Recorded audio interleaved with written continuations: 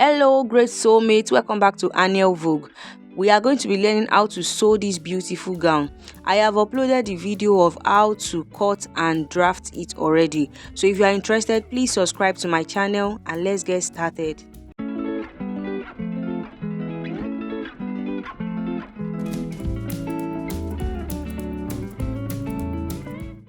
So here is my pattern from the previous video.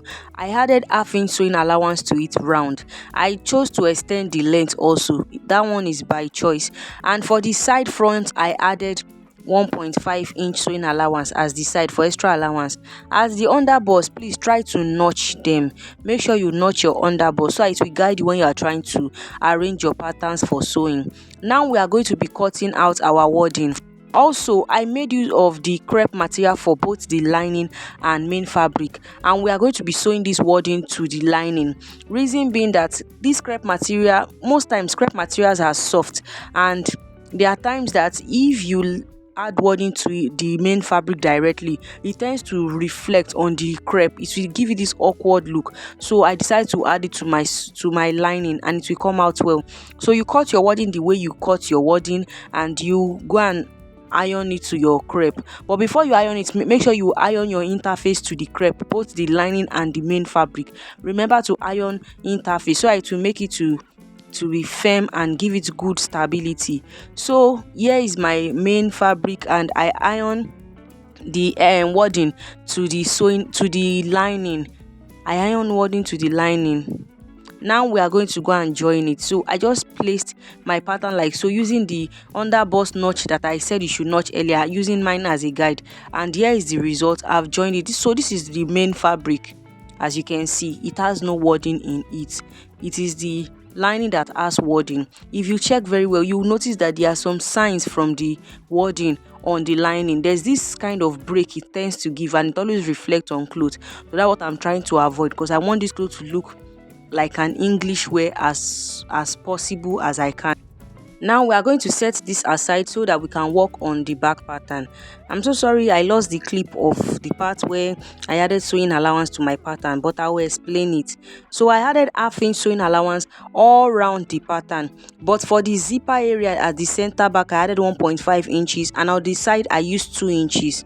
Then for my yoke, I also added sewing allowance half-inch round the yoke. Then for the neckline, I use a bias tape to turn the neckline of my yoke. So I also made use of the crepe for the lining and the main fabric. So this is just me placing my yoke on the right side, as in the one I want to use, I want to be the main fabric. I am placing my yoke on it like so. Then I'll now bring in my lining and I will arrange it like so that we are going to turn everything inside. So now you are going to go and sew it with half-inch sewing allowance at the side, the zipper area, the upper part. But do not turn the armhole or this curvy area, and don't turn it at the length area. Don't turn it yet. So here it is. I have turned every other thing and I ironed it also. Now I'll place them on themselves, and I will mark 1 inch out of the zipper allowance that is left. You know, we've used half-inch to turn it inside out, so I'll mark that 1 inch, and I'll just go and use a gather stitch to secure it, and I'll give it a good press. So I'll measure where the zipper will reach. So my zipper, the zipper I bought is 21 inches, so I marked 20 inches like so. Then I'll backstitch from that end. Using the remaining sewing allowance, I'll sew it down. After sewing it, I will iron it and set it aside. Now we are going to be working on the front yoke. So here it is. As you can see, it will be a bit confusing, but just try to arrange your pattern to check it well. Remember that the round neckline was not finished. It's this bias tape that will finish it up. So I cut out a bias tape as long as 12 inches. So I'll use part of it to turn the round part of the neckline. Then I'll leave it. When I've turned it, I'll not turn it to the end totally. So from that edge, I'll just continue like this and fold my bias tape like so. When I get to this tip, I'll just fold it in like this so it can give it a neat finishing. Then I'll close it and sew it down. So that's what I did for both necklines like so. This rope will serve as the continuation. So at this point, there was this chest design, like a chest pocket, like an illusion chest pocket that was meant to pin to it. So I did not remember to put it, but I will explain in this video. So just watch everything I am doing, and I'll advise you watch this video to the end first before you do your own sewing project. So this is me arranging my yoke. Normally, before I put this yoke, it was meant to be that chest design that I will first place. I'll pin it, then I'll now place the yoke like so. Then after the yoke, I'll place the lining like so. But I forgot. So just please follow what I will explain. You will see it after this part. So now I'll just pin everything. After I pinned it like so, just assume that you've added your chest pocket. That chest design is after you've done it, because we're going to turn everything inside out. So I'll go and sew it with half-inch sewing allowance, and I'll try to trim the allowance as much as I can, but do not let it get into your stitch. Be sure of what you sew before you trim off the allowance. Remember that you cannot go back again. So after I am sure, because if you do not trim those things, it will not be relaxed. The V neckline will not come out well. Then I'll be able to check everything and turn it. So after I've turned it, I'll go and give it a good press before I turn every other part of the lining inside out. So this is it, you can see. So now this is the part I said I did not remember.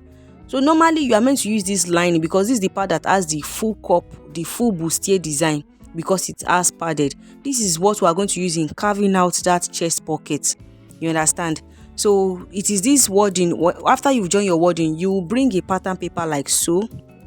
You bring a pattern paper, then you try to place your pattern paper on your clothes like this. And as you are placing it, follow the shape of the cup. Just follow it because you want everything to sit well on the body. So follow the shape of the cup as it is. And after that, you are going to just cut your paper in a way that you can see that V design, because you need to see the part that V neckline starts from. So I'll just use my hand as a guideline. I'll first check the armhole and trace it out like so using my marker. After I've traced it out, I'll cut it. This is just like we are draping the pattern on the design on the pattern, on the cloth rather. So after I've checked for the armhole, I also trimmed off the excess on the paper. Then after that, I try to check where that V starts from, and I marked it on my pattern paper like so. Then I'll just try to rule it straight down using my ruler. So I'll just try to rule it down, as you can see. So I'm just trying to connect it down. Then after that, I am going to measure the length of the pocket. So I made use of 2.5 inches for the length of the pocket. 2.5 inches is fine. Then I cut everything out like so. After that, you will notice that there's this kind of slanted design on the pocket. So for me to get that slanted design, I have to first check. So for me to get the slanted design, from that part I came in by 1.25. That's 1.25 inch. So I came in by 1.25 and I slanted it into the upper V-neck design like so, and I cut it out. So that's all for this illusion, the illusion pocket. So I have to label it because it was a bit confusing. So you label the part that faces the upper part.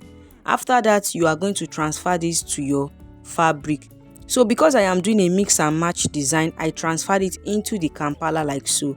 So I did not have enough, so I just I use this Kampala as the upper part while I use my crepe as the lower part. So you can just be creative with it. I use the Kampala for the design. If you are making use of one color, you just make use of your crepe for everything. I added sewing allowance to it round, and you are going to go and turn it with the lining you are going to make use of, but leave this upper part, the upper part and the armhole area, leave it open, but you can turn every other part. The upper part and the armhole area should not be turned. Please, I hope you understand my explanation. So this is it. I have turned it and I've pressed it. So the part I did not turn, I used, after I've sew it, I turned it to the other side and I stitch it down to secure it. So after that, you are going to pin it like this to your right side, to the right side of your fabric, as in the part you want to make use of as the right side. You will pin it. Then after that, you arrange your yoke like this. I'm just trying to arrange this clip in a way that you will understand. Please, I'm very sorry. Sometimes it is not easy balancing content and also sewing. You can get overwhelmed along the line and forget some things. So you first place the chest pocket design, then your yoke, then your lining. The lining is this one that has the wording. Then you pin everything and sew it. I had to lose everything and sew it again. So if you get it right, this is what you are going to get. and you have to give it a good press. You can see that the pocket flows well into the bustier, and also you just try to stitch it down at the armhole area. So do not forget to properly iron it. Then after you've ironed it, you still have to turn everything again to the wrong side, because you need to join your lining and the main fabric together at the sides. So this is me. I'll just try to turn it, then I'll join it with half inch, then I'll flip it back and press it again. Then I'll also take it to the machine and run a loose stitch at this side to secure it so it will not be shaking. So here is the final look. Give it a good press, and after that you are going to bring your back fabric and you join it at the shoulder, and you also shape it with your body measurement. You shape with your round bust and your round waist measurement. Now we are going to fix the sleeve. So for this sleeve, I told you that you should make sure that you extend when you are doing the slash and spread method, you should extend it very well and make sure it is very long. So at the end of the day, my client wanted me to add a flare sleeve to the length, so I later turned it to flare, but I am explaining based on the tutorial. The tutorial is that you should just extend the A line. So I joined my sleeve and I also fixed it. Now this is the pattern, this is the fabric that I'm going to be using for the side gathers. So I made use of 2 yards, everything, that's what I made use of, and I folded it into 4 in a way that it's just like I use the length part, as in the long part. When you open 2 yards, the long part, I folded it into 2, then I folded into 2 again, so it will make it into 4, so that everything will be used for the gathers. Aside from the pocket, everything was used for the gathers. So because it is already on fold, I just brought one of the side pattern. If you watch the cutting video, you understand what I explained there. So I just brought one of the side pattern and I slashed everything. Remember that we've labeled it in the drafting video. So you are going to be slashing and spreading it. So even the one that is meant to be at this center, you will space it. So if you have enough fabric, though I made use of 2 inches, but if I actually wanted to sew this for myself, I would have used like 3 inches because the gathers was not full to my satisfaction. So originally you are meant to space this thing at least with 10 inches or 9 inches, as the case may be, because if you check the original video, the lady spaced it the gathers was very full because she gave it enough fabric. So you just be spacing it, but mine, I think I made use of 4 inches in this video. Some was not even up to 4, some was 5 inches, but I just tried my best to space it because that's the amount of fabric my clients gave me.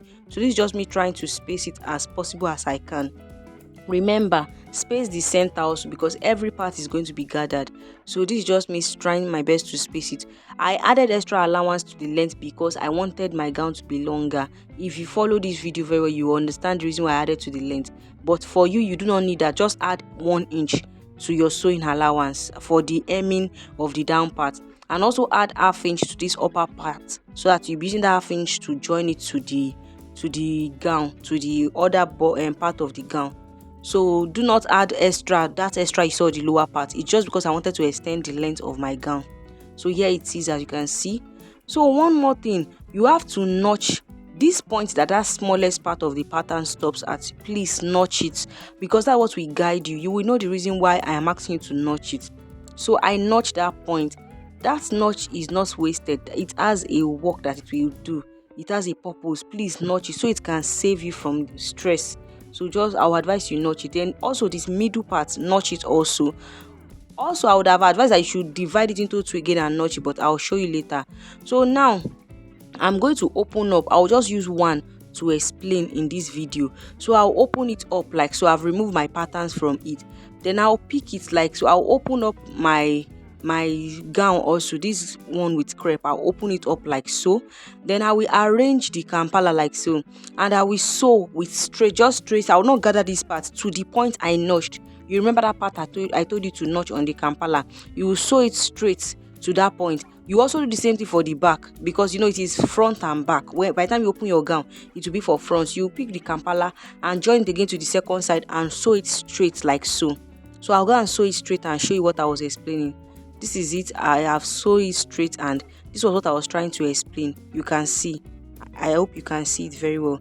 Now, the middle part I told you, that center part I asked you to notch. again. Aside from all those other knots, you will pin it to your gown at the waist area. You use that joining at your gown on the crepe side to pin it like so.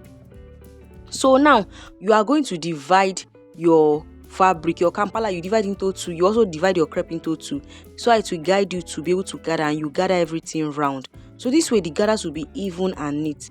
So here is the end result. I hope you learned something new from this. So after that, you are also going to hem the down of your gown. I just folded it twice with half inch, that's 1 inch. Then I also fixed my zip also, so I fixed it. I hope you learned something new from this video. Lastly, for the cover button, I made use of a 36 inches cover button, and I spaced it with 3.5 inches. So here is the end result. I hope you learned something new. Please subscribe to my channel, like, share this video, comment. Please drop your beautiful comments. It is really needed. I appreciate you for your patience and learning something new from my channel. See you in my next one. Until then, keep winning. Bye. Love you.